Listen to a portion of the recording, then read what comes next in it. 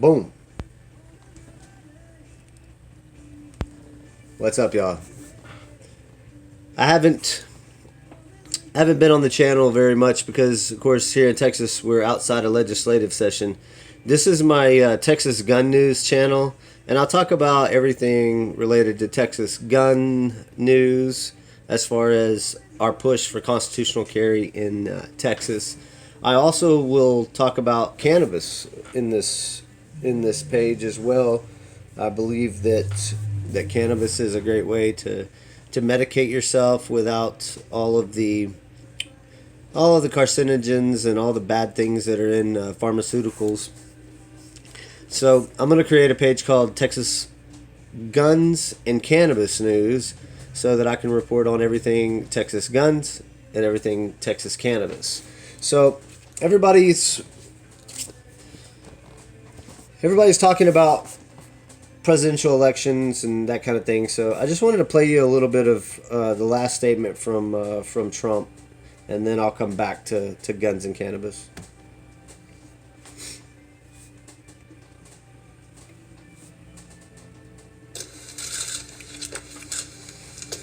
I guess I can show you the screen. Good evening. I'd like to provide the American people with an update on our efforts to protect the integrity of our very important 2020 election. If you count the legal votes, I easily win. If you count the illegal votes, they can try to steal the election from us. If you count the votes that came in late, we're looking at them very strongly. But a lot of votes. I'm a lot better looking than Donald, so I've already we'll just look at me. Decisively won many critical states: Florida, Iowa, Indiana, Ohio.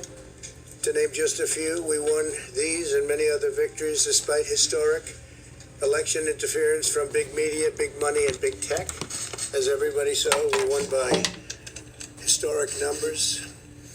And the pollsters got it knowingly wrong. They got it knowingly wrong. We had polls that were so ridiculous, and everybody knew it at the time. There was no blue wave that they predicted. They thought there was going to be a big blue wave. That was false. It was done for suppression reasons. But instead, there was a big red wave. And it's been properly acknowledged, actually, by. What about that green wave? I think very impressed, but that was after the fact. That doesn't do us any good. We kept the Senate despite having twice as many seats to defend as Democrats, and in a really much more competitive states, we did a fantastic job with the Senate. I think we're very proud of what's happened there. We had many more seats to defend. They spent almost $200 million on Senate races in South Carolina and Kentucky alone, 2 races, and hundreds of millions of dollars overall against us. At the national level, our opponents' major donors were Wall Street bankers and special interests. Our major donors were police officers, farmers, everyday citizens. Yet for the first time ever, we lost 0 races in the House. I was talking to Kevin McCarthy today. He said he couldn't believe it. 0 races, very unusual thing, 0. And actually won many new seats with, I think, many more on the way. This was also the year of the Republican woman. More Republican women were elected to Congress than ever before. That's a great achievement. I won the largest share of non-white voters of any Republican in 60 years, including historic numbers of Latino, African American, Asian American, and Native American voters, the largest ever in our history. We grew our party by 4 million voters, the greatest turnout in Republican Party history. Democrats are the party of the big donors, the big media, the big tech, it seems, and Republicans have become the party of the American worker, and that's what's happened. And we're also, I believe, the party of inclusion. As everyone now recognizes, media polling was election interference in the truest sense of that word by powerful special interests.